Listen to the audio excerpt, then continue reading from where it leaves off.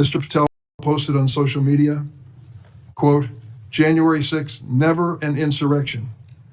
Cowards in uniform exposed. End of quote. Let me repeat that.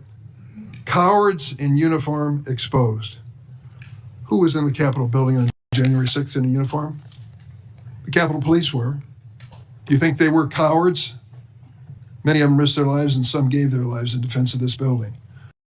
How about the DC police who were here as well? They were in uniform. Cowards risking their lives as well. Some of them being battered and beaten by these mobsters that came into the Capitol.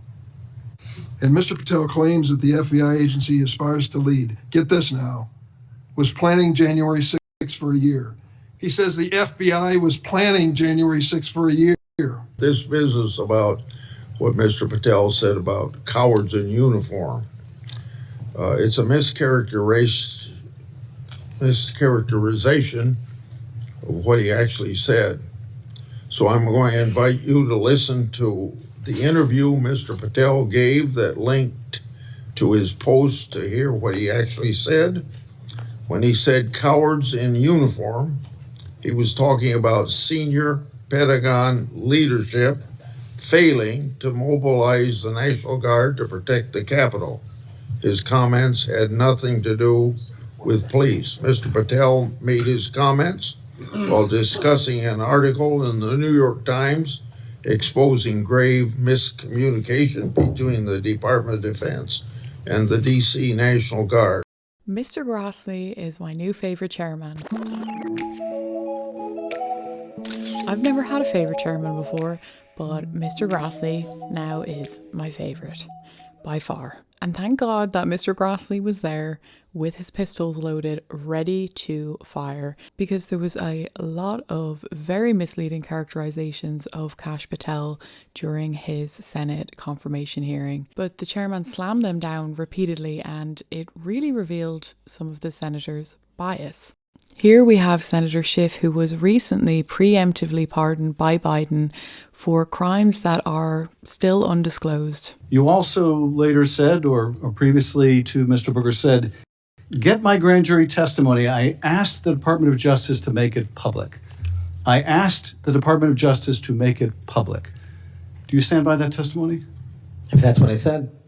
So you asked the Justice Department to make your grand jury testimony public? At the time of my appearance in the grand jury. Yeah. And who did you ask to do that? The lawyers. Mr. Chairman, since the witness has said that he encourages this testimony to be public, that he in fact asked the Justice Department to make it public, I would ask you, Mr. Chairman, if you and the ranking member would be willing to write to the court acknowledging the witness has asked for this to be public, supporting it being made public. I can't imagine there's a court in the land that would say no to a bipartisan request like that. I won't tell you. Let me say something. I'm not going to take this out of your time. It's not directly answering your question, but I think it'd be significant what Richard Grinnell put on X. I testified in front of Jack Smith's grand jury, at Justice Department, and Jack Smith's prosecutor told me directly that I could not talk about my testimony or risk legal actions. Then he goes on to say that certain senators, I won't mention here, should ask those lawyers why they instructed witnesses this way. Here, I mean, look at the people who held that job before Mr. Patel. The stature of the people that held that job. The qualifications of the people that held that job. And how can any of us think that his background, his qualifications hold a candle to the people who went before him? How did we get here where we are defending a nominee like this, who makes songs with convicts who attack law enforcement? How did we get here? And where are we going? History is littered with democracies that lost their freedoms and didn't notice it while it was happening. Let's not be one of them. Your time's up. Before Senator Tillis ends this, I want to put in the record a letter from the parents of Kayla Mueller. Mr. Patel met them through his role in the successful operation to track and kill ISIS leader al-Baghdadi. I'm quoting, the terrorist group ISIS kidnapped our daughter, Kayla, on August 2013. Any family who has lived through such an experience will know the value of dedicated, compassionate law enforcement officials. Because we have personal experience of his dedication, we know that Kash Patel is such a person. We continue to see in him a genuinely kind, thoughtful, action-oriented man who focuses on what is true and right and just. He loves our country and our citizens and wants the best for them all. Someone actually wrote Kash Patel's qualifications out online, and I'll just read them for you because he has an incredible history. He graduated law school, was a state public defender, federal public defender, trial attorney at DOJ, legal liaison U.S. Armed Forces, senior counsel on counterterrorism, lead diplomat for 2 hostage releases, U.S. National Security Council, senior director of counterterrorism, senior advisor to director of national intelligence, chief of staff to SecDef, and the guy he's replacing was just a lawyer, apparently. What do you guys think of that resume? This other person said, did you know that Kash has more prosecutorial experience than 4 of the last 10 FBI directors? He's got more defense experience than 8 of them. Ironically, Kash is one of the most qualified directors in the last 30 years. Mr. Grassley, my favourite chairman, also read a series of FBI emails which were previously unseen and proved the FBI's effort to prosecute Trump. The first is an email that Thibault sent to subordinate agent on February the 14th, 2022. He said, quote, "Here's a draft opening language we discussed," end quote. The draft opening was attached and it included material that would later become part of Jack Smith's elector case. The second email, February 24th, 2022, email from Thibault to John Crabb, a prosecutor in the U.S. Attorney's Office for the District of Columbia, saying, quote, "I had a discussion with the case team and we believe there is predication to include former President of the United States, Donald J. Trump, as a predicated subject," end quote. This FBI case would later be codenamed Arctic Frost. The third email, February 24th, 2022, email from Thibault to John Crabb, noting that the Attorney General and the FBI approval will be sought to open the case. The fourth email, February 25th, 2022, email from Thibault, subordinate agent, saying they added Trump and others as a criminal subject to the case. Thibault responded, quote unquote, "perfect." The fifth email, March 22, 2022, from Thibault, emailing a version of an investigative opening for approval.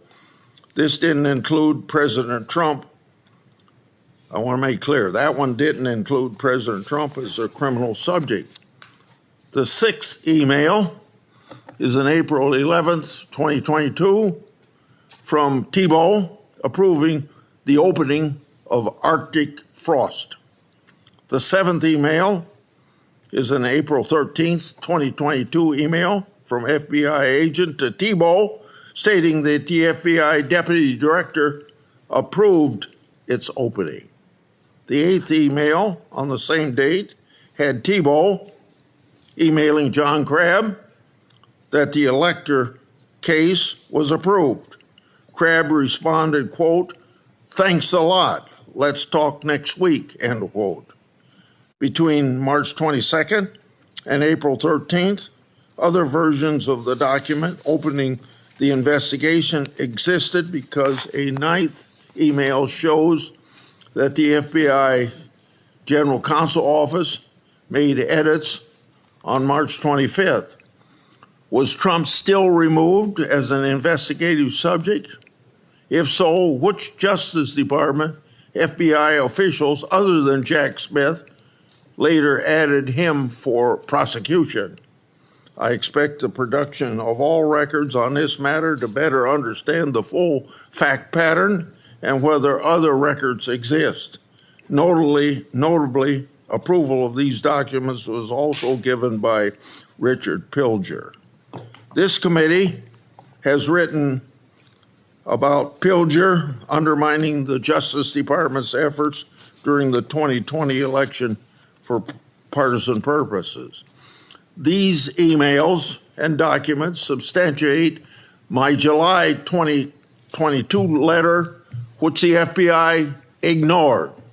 And I hope you, when you get there, won't ignore my letters. Partisan FBI agents and DOJ officials tried and ultimately succeeded in launching a full field criminal investigation and prosecution of the President of the United States. Justice Department and FBI leadership acted in concert to further a political scheme to take down Trump, just like they did with Crossfire Hurricane. They have yet to learn a lesson, and I hope you'll learn that lesson for them or teach that lesson. He also praised Kash Patel for revealing the secrets of Russiagate. Mr. Patel joined the Department of Justice under President Obama as a counterterrorism prosecutor in the National Security Division. In this role, he investigated and he prosecuted many important cases, including the World Cup bombing in Uganda in 2010, for which he received an award of excellence. In 2017, Representative Devin Nunes asked Mr. Patel to join the House Permanent Select Committee on Intelligence to uncover the truth about Russiagate.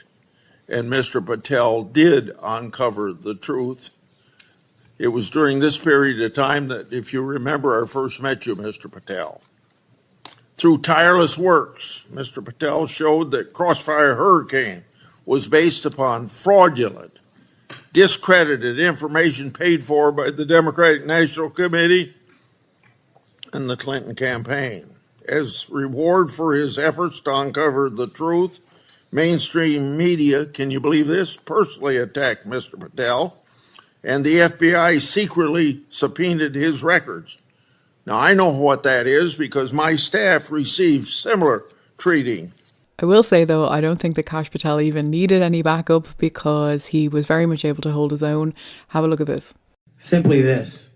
If the best attacks on me are going to be false accusations and grotesque mischaracterizations, the only thing this body is doing is defeating the credibility of the men and women at the FBI. I stood with them here in this country. In every theater of war we have, I was on the ground in service of this nation. And any accusations leveled against me that I would somehow put political bias before the Constitution are grotesquely unfair. And I will have you reminded that I have been endorsed by over 300,000 law enforcement officers to become the next director of the FBI. Let's ask them. I really like this one. During this part of the hearing, Kash Patel managed to leave the senator speechless. And that was in March of 2024 on Joe Pack's podcast. He asked you, the Capitol Police in that fake January 6th committee, they didn't tell the truth, did they? Patel, no, not just them, many others. And lying under oath is a federal offense and they should be investigated for it. Do you believe that about the police officers? That's a general statement and a mischaracterization of what I said. I encourage you to read the rest of the interview. This is why snippets of information are often misleading and detrimental to this committee's advice and consent process. If you consent, I would love to have 5 hours of questions and then I could read the whole transcript. You've got 2 minutes. Wow. He's definitely not messing around.